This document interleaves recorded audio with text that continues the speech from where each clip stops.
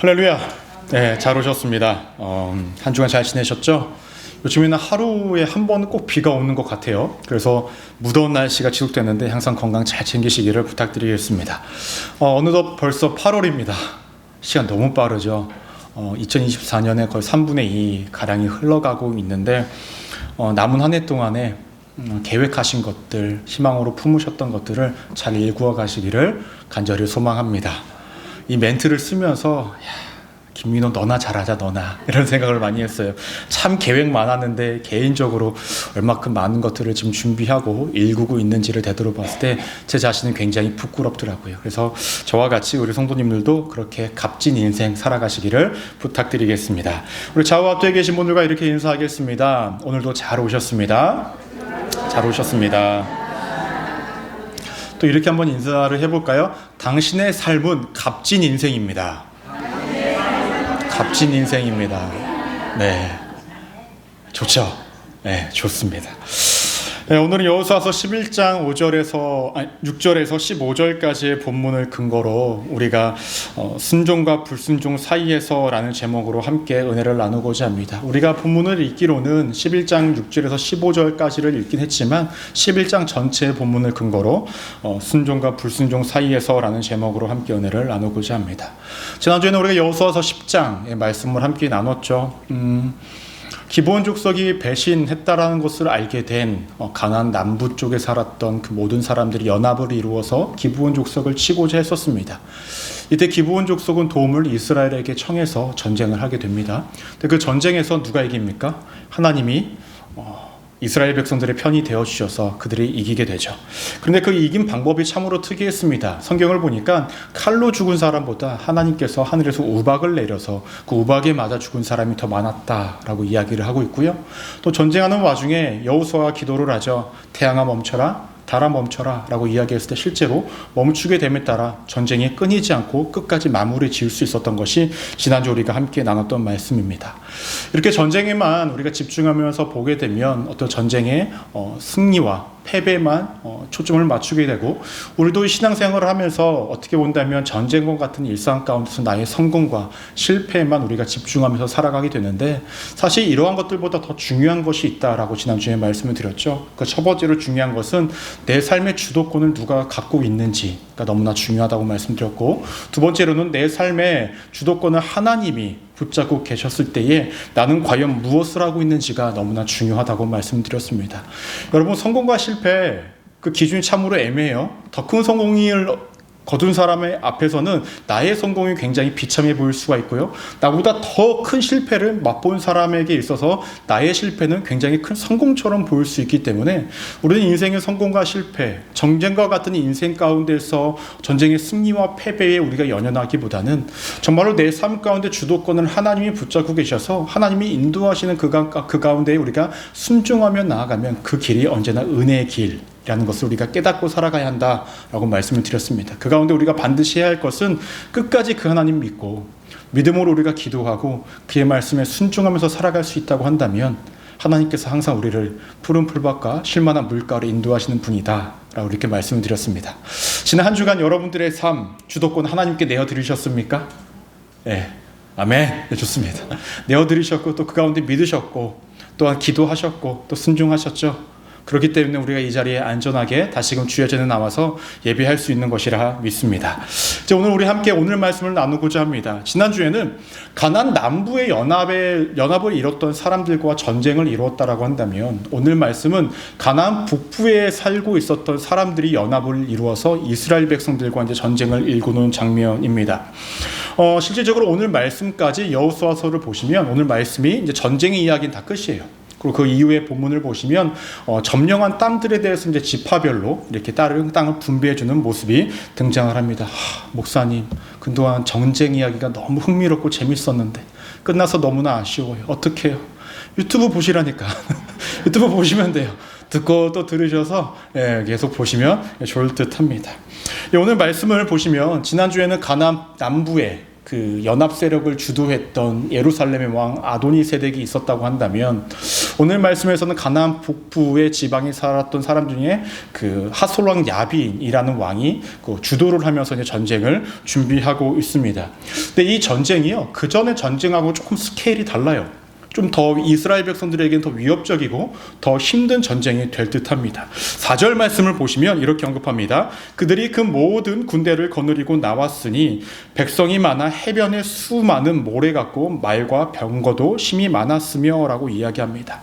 적군이, 그러니까 북부의 연합을 이루었던 그 적군의 군사의 수가 정말로 해변에 모래알같이 많았다라는 거예요.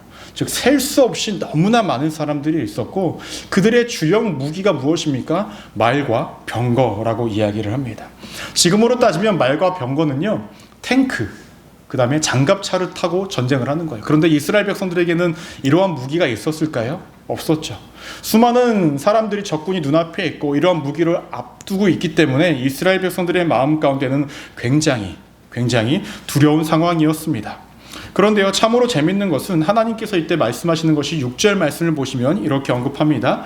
여호와께서 여호수아에게 이르시되 그들로 말미암아 두려워하지 말라. 내일 이맘때에 내가 그들을 이스라엘 앞에 넘겨주어 몰살시키리니 너는 그들의 말 뒷발에 힘줄을 끊고 그들의 병거를 불사르라 하시니라 라고 이야기를 합니다. 여전히 하나님께서는 전쟁을 앞둔 그 두려움에 휩싸일 수 있는 이스라엘 백성들을 향하여서 두려워하지 말라라고 이야기합니다. 근데 이전에도 분명히 두려워하지 말라라고 여러 번 말씀하셨잖아요. 근데 이번엔 조금 다릅니다. 뭐라고 덧붙여서 말씀을 하셨냐면 내일 이맘때에 이렇게 될 거야 라고 말씀하시면서 디테일하고 굉장히 정확하게 말씀을 하십니다. 즉 지금까지 만나봤던 적군들보다는 지금 마주하고 있는 적군의 그 수와 그 무기가 이스라엘 백성들이 느끼기에 굉장히 압박이 크니 하나님께서는 보다 더 디테일하게 정확하게 말씀을 하십니다. 내일 이맘때에 너네가 저 적군들을 다 이길 거야 라고 말씀을 하고 계시는 거예요. 근데 이때에 백성들이 해야 할 것들을 하나님께서 명확하게 말씀을 하십니다. 첫 번째로는 병거를 모두 다 불태우래요. 그 다음에 적군에 있는 말의 뒷발에 그 힘줄을 다 잘라버리라고 이야기를 합니다. 여러분 아까도 말씀을 드렸지만 병거를 갖고 있다는 것은 굉장히 유리합니다. 그런데 전쟁을 통해서 그 병거를 태우는 것이 아니라 이스라엘 백성들이 가지고 있을 수 있다고 한다면 이스라엘에게 있어서 굉장히 큰 유익이 되지 않을까요? 그렇죠? 그럼 말도 뒷발에 힘줄을 끊지 않고 정상적으로 내버려 두면 이스라엘 백성들에게 앞으로 전쟁을 하든 뭐를 하든 굉장히 유리하지 않을까요? 그런데 하나님께서 이 병거를 다 태우고 그 다음에 이 말의 힘줄을 잘라버리라고 말씀하십니다.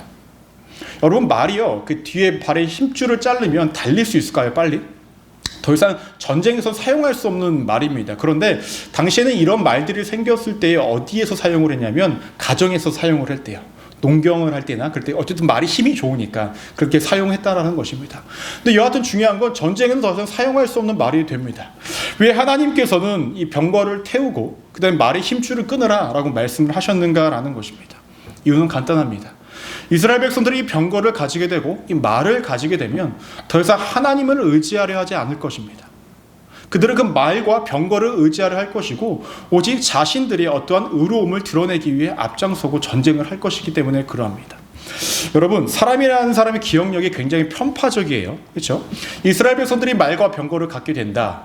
그리고 그 이후에 전쟁을 하든 뭐를 하든 간에 어떠한 승리를 거두고 잘됨이 있었다라고 가정을 하면은 한 가정의 아버지가 나중에 내 자녀들에게 무용담을 이야기할 때 이렇게 이야기하겠죠. 야, 아빠가 그때 병거 타고 장난 아니었어. 야, 아빠 말 탔을 때 장난 아니었다. 뒤에 사람들 따라오고 막 적군이야. 장난 아니었어. 막 이렇게 이야기할 거예요. 마치 누구처럼? 한국에서 군생활 남자들처럼 요만큼 해놓고 야 내가 군생활 할 때는 야 지금이 군대가 군대냐? 막 이렇게 얘기할 수밖에 없다는 거죠. 근데 맞아요. 사람이 그래요. 이스라엘 백성들이 만약에 말과 병거를 가졌을 때에 만약 이것을 남겨뒀다고 한다면 앞으로 자신들의 삶 가운데에 무엇인가를 이루면 우리에게 말과 병거가 있어서 이렇게 할 수 있었어 라고 이야기할 거예요. 그런데 말과 병거가 없었으면 그들은 앞으로 어떤 고백을 하게 될까요? 야 하나님이 진짜 도와주셨다. 우리와 함께 하셨다. 우리가 정말로 의지할 분 하나님밖에 없었어.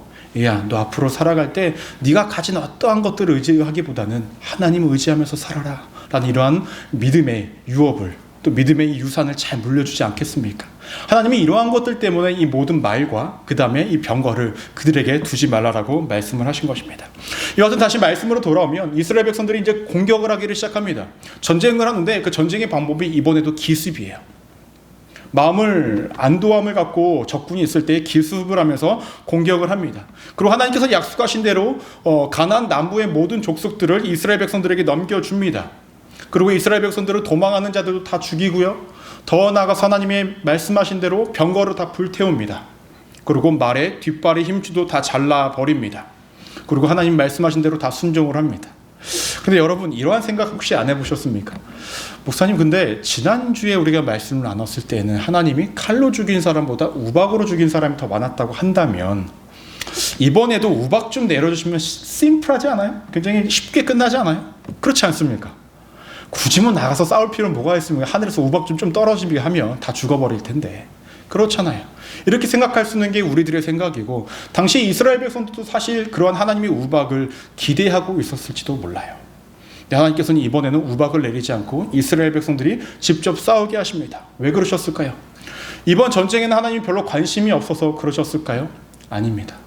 하나님께서는 이스라엘 백성들을 만들어 가시는 과정 가운데에 하나님이 입에다 떠먹여주는 것만 먹는 것이 아니라 그들이 떠먹을 수 있는 그러한 믿음의 역량이 생기기를 원하셨다라는 거예요. 어린아이와 같은 믿음으로 모든 것들을 만들어주고 다 먹여주는 것이 아니라 이제 그들의 신앙이 지나감에 따라 장성한 어른이 되기를 원하셨다라는 것입니다. 여러분 신앙생활할 때 지난번에도 한번 말씀을 드린 것 같은데 목사님들이 이런 설교를 간혹 하세요. 새로운 성도님들, 새신자들은 기도를 하면 하나님께서 응답을 잘 해주신다 그래요. 그렇죠? 그런 말씀 들어보신 적 있으시죠? 특히 부흥회 같은 데 가면 이런 말씀 많이들 하시고 하는데 근데 실제로요 뭐 일반화할 수는 없지만 신앙생활을 이제 막 시작하신 분들은 막 어떻게 기도할 줄도 몰라서 이거 도와주세요 저거 도와주세요 이거 해주세요 저거 해주세요 기도해요. 그러면 실제적으로 기도 응답이 잘 돼요. 근데 신앙의 연륜이 쌓아가는데 그전처럼 하나님 이거 해주세요 도와주세요 하는데 응답이 되는 것 같기도 하고 안 되는 것 같기도 하고 막 그래요. 왜 그럴까요? 하나님은 우리가 좀 장성해지기를 원하신다는 거예요.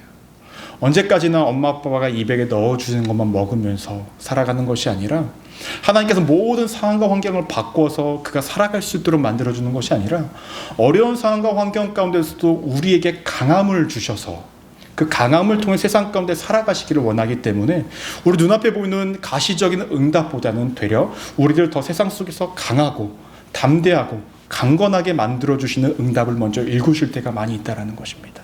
그럼 목사님 저 지금까지 믿었던 모든 거 다 캔슬하고 다시 처음부터 믿는 걸로 하는 건 어떨까요? 라고 말씀을 하실 수 있을 수도 있겠지만 그런 건 뭐 전혀 될 수가 없죠. 여하튼 중요한 것은 우리가 인생을 살아가는 데서 하나님께서 원하시는 것은 우리가 장성한 어른이 되기를 원하신다는 것입니다. 어린애와 같은 삶이 아니라 정말로 장성한 어른으로 신앙의 그 믿음의 걸음을 걸어가시는 우리 믿음의 성도들 되시기를 주님의 이름으로 간절히 축원합니다. 다시금 말씀으로 돌아오면 이제 하솔의 왕 야빈을 죽입니다. 그리고 그들의 성읍도 다 불태워요.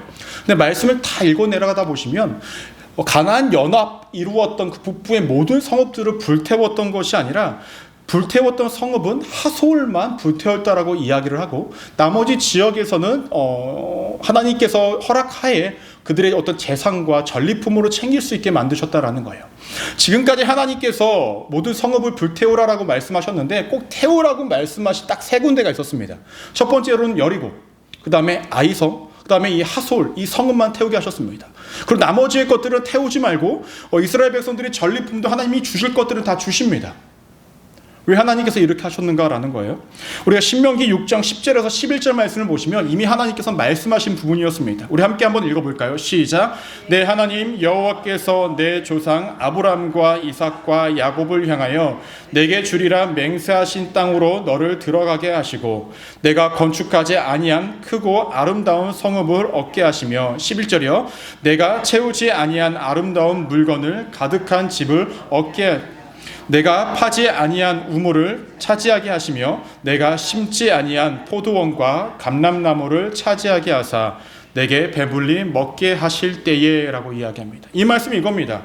이스라엘 백성들이 가나안 땅에 들어와서 각 성읍들을 정복해 갈 때에 모든 성읍을 태우는 것이 아니라 대부분의 성읍들은 그대로 내버려 두십니다. 그리고 그 안에 전리품들을 챙기고 살아가게 하십니다. 왜 그럴까요? 지금까지 먼 길을 걸어왔던, 광야 땅 가운데 걸어왔던 이스라엘 백성들이 가나안 땅에 들어가면은 당장 먹고 살 것이 없지 않습니까? 하나님께서 그들의 정착을 할 때에 필요한 것들을 이미 공급해 주시기 위해서 약속을 하셨다라는 거예요. 여러분, 하나님이 인도하심이 이렇습니다. 민호야, 절로 가. 갔어요. 아무것도 없어요. 이렇게 하시는 것이 아니라 절로 가 하면 하나님께서 거기서 우리가 살아갈 수 있도록 미리 많은 것들을 예비해 놓고 계시다라는 거예요. 전에 설교 때 이런 말씀 드렸죠. 하나님은 완벽하신 하나님이시다. 우리를 인도하시는 그 길에는 하나님이 예비하신 것, 준비하심이 다 예정되어져 있다라는 것입니다. 믿으십니까? 그 믿음으로 살아가십시오. 하나님의 그 예정하심과 하나님이 준비하신 모든 것들을 경험하시는 우리 믿음의 성도님들 되시기를 주님의 이름으로 축원합니다. 그런데요, 이 전쟁의 모든 과정 속에서 이스라엘 백성들이 정말로 하나님 앞에서 어떻게 했는지를 명확히 보여주는 한 구절이 있습니다. 15절 말씀 한번 함께 읽어보도록 할게요. 시작. 여호와께서 그의 종 모세에게 명령하신 것은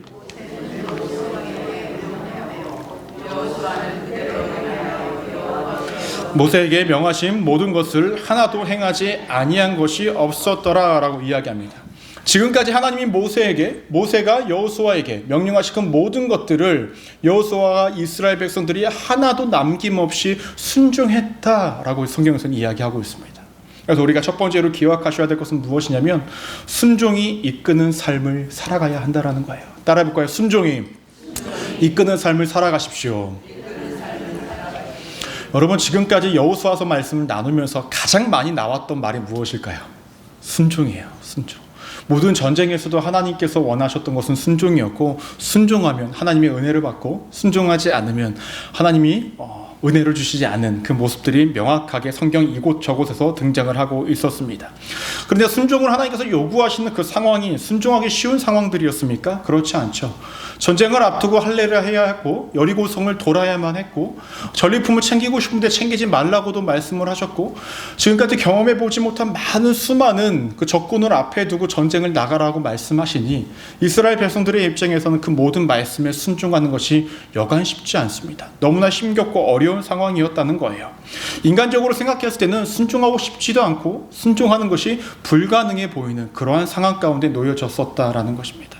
하지만 우리가 여기서 명확하게 기억하셔야 될 것이 있죠. 그것은 무엇이냐면 하나님께서 우리의 삶 가운데 순종을 요구하시는 모습은 일반적이지 않다라는 거예요. 이성적이지도 않고요, 합리적이지도 않습니다. 그럼에도 불구하고 하나님은 우리에게 순종을 요구하십니다. 근데 그때 우리가 하나님을 신뢰할 수 있다면, 하나님을 믿을 수 있다면 우리는 그것을 순종할 수 있다는 거예요. 우리가 그 가운데서 가져야 할 믿음은 무엇인지 아십니까? 따라해 보겠습니다. 그럼에도 불구하고 신뢰하겠습니다. 이 믿음이 필요합니다. 내 눈앞에 보이는 모든 상황과 환경은 순종은 말도 안 되는 상황이 놓여진다 할지라도 그럼에도 불구하고 내가 하나님을 신뢰하며 믿으며 나아가겠습니다 라는 것이 우리 안에 있어야 된다라는 것입니다. 여러분, 우리는 하나님을 이성적으로 대하면 안 됩니다. 나의 생각을 기대어서 대하면 안 된다라는 거예요. 여러분, 우리 좀 냉정해 보았으면 좋겠어요. 냉정해 보았으면 좋겠어요. 여러분들이 하나님 앞에 기도하는 것은 이성적입니까? 여러분들이 하나님께 원하시는 것들을 기도할 때요, 하나님 이것도 도와주시고요, 저것도 해주시고 다 해야 돼요. 하나님 왜 해주셔야 돼요? 이성적으로 생각을 하면 기브 앤 테이크가 일반적인 문화잖아요. 도와주는 것도 한계가 있죠. 여러분, 자녀분들 도와줄 때에 100이면 100 다 도와주십니까? 해줄 수 있는 것도 있고 안 해주시는 것도 있고 때로는 못 해주시는 것도 있잖아요. 근데 우리는 하나님 앞에 모든 것들을 다 해달라고 그래요. 이게 이성적이에요? 이성적이진 않아요. 우리가 하나님 앞에 고백하고 나아가는 모든 모습들도 이성적이지 않은데 우리는 간혹 하나님이 내게 요구하는 순종의 모습에 이성을 기대고 있습니다. 하나님, 이건 좀 말이 안 되지 않습니까? 이렇게 하는 거 좀 아니지 않아요? 여기 나아간다라는 거예요. 여러분, 하나님이 예수 그리스도를 이 땅에 보내주신 것, 그 자체가 이성적이지가 않습니다. 우리가 지난 수요일날 말씀을 나눴는데 기억하시는 분들이 있으실지 모르겠어요.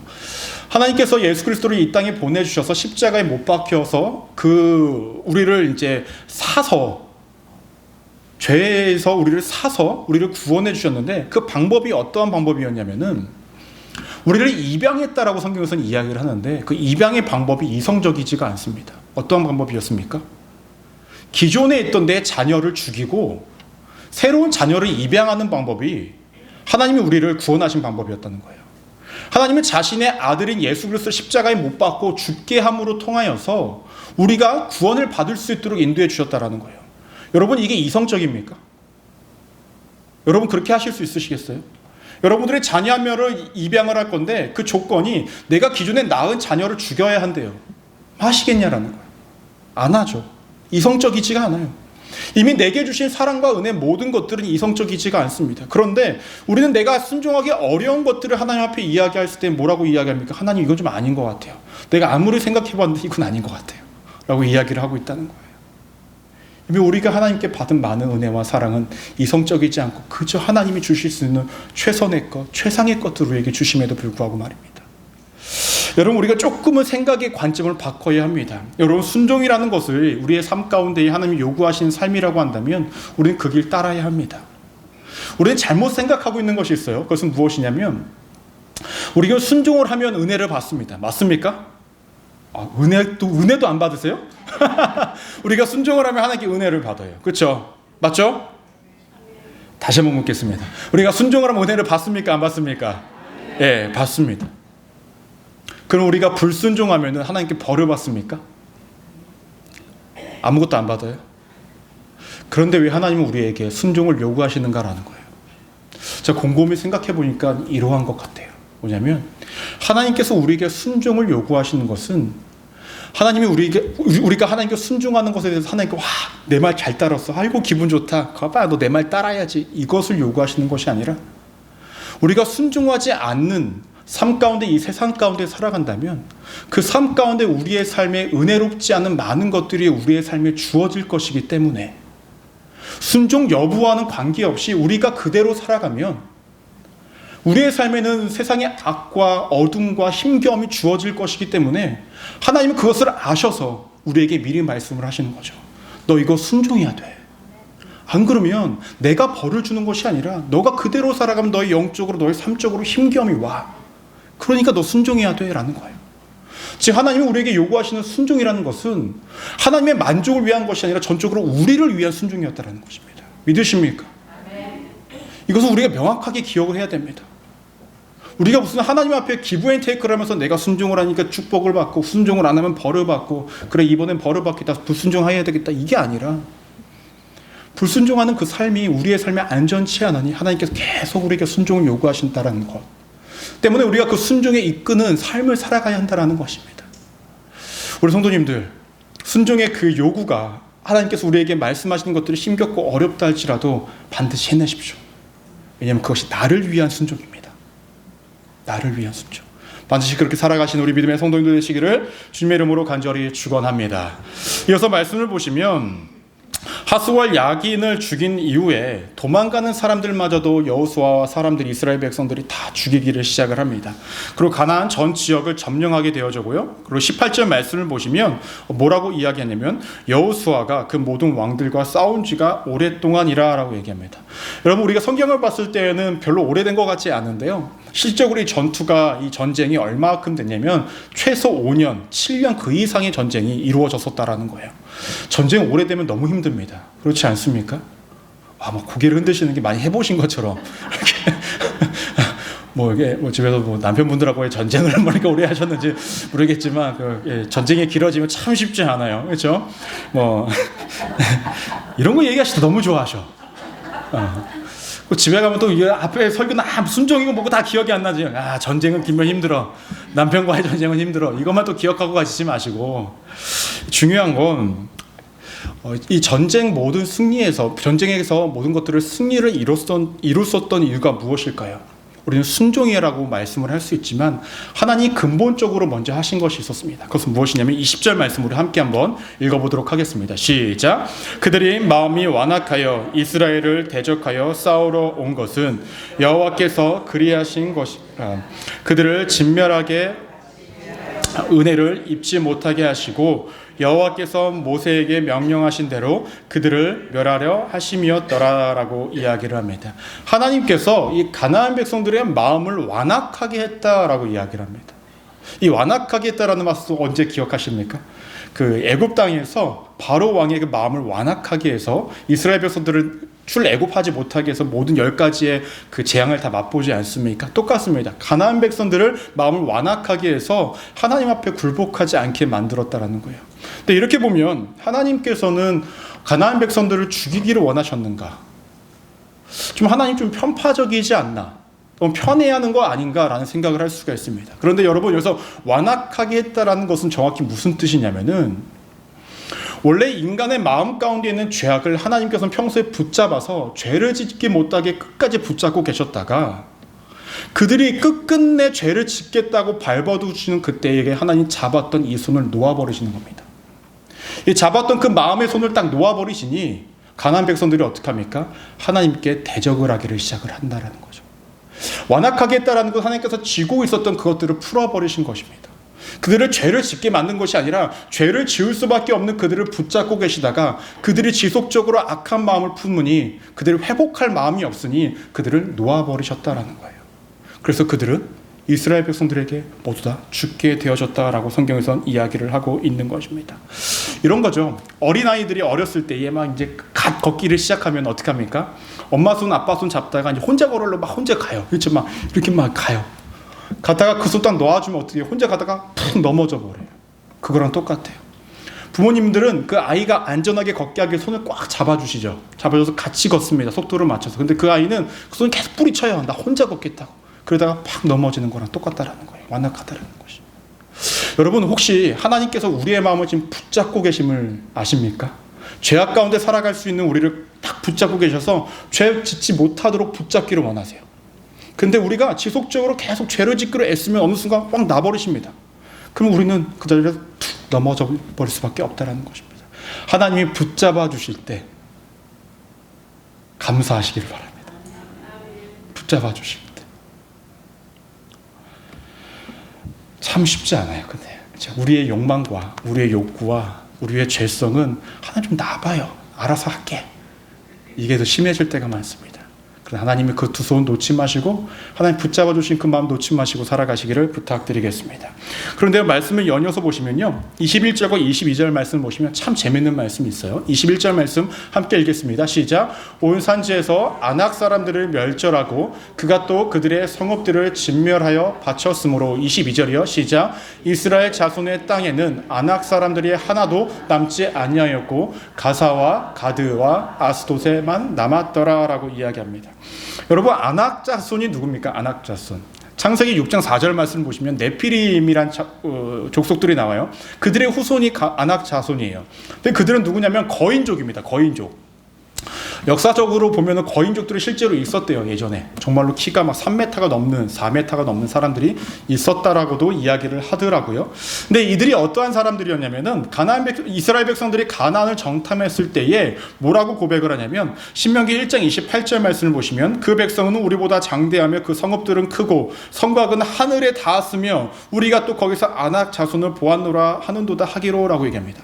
이 아낙 자손을 보고 두려워하여서 그들이 정탐을 한 다음에 우리는 죽었다라고 외쳤을 때 그 족속이 누구냐? 아낙 족속이었다라는 거예요. 근데 그렇게 두려움에 떨었었던 과거와는 달리 이제는 어떻게 합니까? 이들을 공격하여서 이스라엘 백성들이 이 전투에서 승리를 하였다라고 성경에서는 이야기하고 있습니다. 하나님과 함께하는 인생으로 살아가다 보니까 그들에는 전에 갖고 있었던 두려움과 무서움과 모든 것들을 다 버려버렸고 이제는 담대함으로 그들과 싸워 이길 수 있게 되었다는 것입니다. 그런데 말씀을 끝까지 잘 보시면 남겨진 지역이 있습니다. 가사와 가드와 아스돗은 정복하지 않았다라고 얘기해요. 그런데 재밌는 건 23절 말씀을 보시면 여호수아가 여호와께서 모세에게 말씀하신 대로 그 온 땅을 점령했다라고 이야기를 해요. 분명히 가사와 가드와 아스돗은 남겨놓고 다 점령했다라고 이야기합니다. 왜냐하면 가나안 땅에서 이 가사와 가드와 아스돗은 굉장히 작은 부분에 해당하였고 중요한 모든 곳들을 다 점령하였기 때문에 성경에서는 온 땅을 점령했다라고 이야기를 하고 있습니다. 그런데요, 그래도 우리가 한 가지 기억하셔야 할 것이 있습니다. 무엇이냐면 우리는 불순종의 여지를 남기지 말아야 한다라는 것입니다. 따라해 보실까요? 불순종의 여지를 남기지 마십시오. 우리는 신앙생활을 하면서 적당히라는 것을 엄청 좋아합니다. 적당히. 뜨겁게 열심히 해야 한다는 것은 알고 있지만 그것이 쉽지 않아서 적당히를 좋아합니다. 근데 성경에서는 뜨겁거나 차갑거나 둘 중에 하나밖에 없다고 하죠. 그래서 우리는 신앙생활을 오래 할수록 그 중간에 미지근한 어느 쪽에 있는 것이 아니라 그래도 약간은 뜨거움에 가까운 미지근한 쪽에 거하려고 해요. 그렇지 않습니까? 그렇게 우리는 살아가려고 합니다. 그런데요, 전에도 한번 말씀을 드렸듯이 이 물통 안에 이만큼 물이 찼을 때에 깨끗한 물인데 여기서 제가 한 2방울 정도만 변기에서 물 떠다가 이 안에 싹 넣어서 보이는 데서 변기에 물 떠다가 권사님 물 한잔 하시죠. 그러면 이거 먹을 사람 있습니까? 없습니까? 없어요. 왜요? 99%는 깨끗한 물인데 그 1%가 99%를 더럽게 만든다라는 거죠. 순종이라는 것은 이렇습니다. 내가 많은 것들을 순종한 것 같은데 내가 일정 부분에 순종하지 않았다는 것은 순종입니까? 아니요, 불순종이라고 이야기하죠. 이스라엘 백성들이 모든 전 지역을 점령한 것 같았지만 남겨둔 어디? 가드, 가사, 아스도 점령하지 않은 것은 하나님 앞에서 100% 온전한 순종은 아니었다라는 겁니다. 여러분, 우리가 신앙생활할 때 너무나 조심해야 할 것은 적당히라는 것입니다. 적당히. 내가 오늘 주일 예배에 나와서 예배를 드렸으니까 난 내 할 일 다 했어가 아니라 내가 주일 예배를 나와서 하나님께 받은 마음과 뜻이 있기 때문에 세상 가운데서 매일의 삶에 하나님과 하나님의 마음을 가지고 살아가겠다라는 의지를 가지고 살아가는 것이 너무나 필요하다라는 거죠. 여러분, 적당히라는 것은 없습니다. 하나님 앞에서 뜨겁거나 차갑거나 둘 중에 하나라는 것입니다. 현재 여러분들은 어떠한 신앙의 길을 걸어가고 계십니까? 적당히입니까? 그래도 난 좀 더 뜨거운 쪽에 가까운데요, 그것도 적당히입니다. 좀 차가운 쪽에 가까운데요, 그건 더 적당히입니다. 그러니 여러분, 적당히가 아니라 여러분들의 삶에 불순종의 여지를 남겨두지 마십시오. 불순종의 여지를 남겨두면 어떠한 결과가 나오는지 명확하게 언급되어집니다. 이어서 말씀을 보실게요. 가사와 가드와 아스돗이라는 지역을 남겨놨을 때에요, 여러분 어떠한 일이 발생이 되어지냐면 그 후에 여러분 사사시대 때 삼손 아세요? 삼손? 머리가 길어서 힘셌던 그 삼손. 그 삼손이 있었을 때에 이스라엘 백성들을 공격했던 지역이 어디였냐면 블레셋입니다. 즉 가드와 가사와 그 다음에 그 아스돗에 포함되어진 그 지역이 블레셋인데 블레셋 민족이 이스라엘 백성들을 괴롭힙니다. 그때에 공격하고 힘들게 했던 사람들이 가사 사람들입니다. 더 나아가서 다윗과 골리앗 이야기도 아시죠? 이 다윗과 골리앗 이야기에서 골리앗이 이스라엘 백성들의 사람들을 뭐라고 합니까? 무시하고 괄시합니다. 니네가 믿는 하나님이 뭐라고? 나에게 덤벼봐라, 아무것도 못하지 않느냐, 이런 이야기를 합니다. 그때 골리앗이 어떤 사람이냐면 가드 사람입니다. 마지막으로 이스라엘 백성들이 전쟁에 나갔을 때에 언약궤를 가지고 나갑니다. 근데 그 전쟁에서 졌습니다. 누구와의 전투인지 아십니까? 블레셋 사람들과의 전투입니다. 그 빼앗긴 하나님의 언약궤가 어디로 이동이 되는지 아십니까? 아스돗에 옮겨집니다. 여러분, 결국 이스라엘 백성들이 완전한 그 순종을 이루지 않았을 때에 이 세 지역에서 나중에 후손의 사람들이 이스라엘 백성들을 괴롭게 하고 있었다라는 거예요. 사실 이것은요, 하나님이 미리 말씀하셨습니다. 민수기서 33장 55절 말씀을 함께 한번 읽어볼게요. 시작. 너희가 만일 그 땅의 원주민을 너희 앞에서 몰아내지 아니하면 너희가 남겨둔 자들이 너희의 눈에 가시와 너희의 옆구리에 찌르는 것이 되어 너희가 거주하는 땅에서 너희를 괴롭게 할 것이오 라고 이야기합니다. 하나님께서 명확하게 먼저 말씀을 하셨었죠. 하지만 이스라엘 백성들이 이것을 간과했다는 것입니다. 그래서 우리가 마지막으로 기억하셔야 될 것은요, 순종의 요구에는 이유가 분명히 있다는 거예요. 순종의 요구에는. 믿으십니까? 따라 보겠습니다. 순종의 요구에는 이유가 있습니다.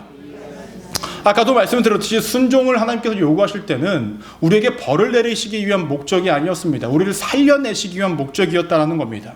우리에게 유익이 되기 때문에 반드시 지켜라 라고 하나님께서 요구하고 계시다라는 거예요. 그 이유가 있는 하나님의 외침에 우리는 반응해야 한다는 것입니다. 여러분, 우리의 앞길, 우리보다 하나님이 더 잘 알고 계십니다. 어떻게 보면 나 자신을 내가 사랑하는 것보다 하나님이 나를 더 많이 사랑하십니다. 근데 그분이 나의 삶 가운데 무엇인가를 요구하신다는 것은 전적으로 나를 위한 것 아니겠습니까? 그렇다고 한다면 우리가 순종하지 말아야 할 이유는 전혀 없다라는 거예요. 하지만 우리는 알고 있죠. 하나님의 순종이 굉장히 힘들고 어렵기 때문에 난 조금 좀 편하게 살고 싶어.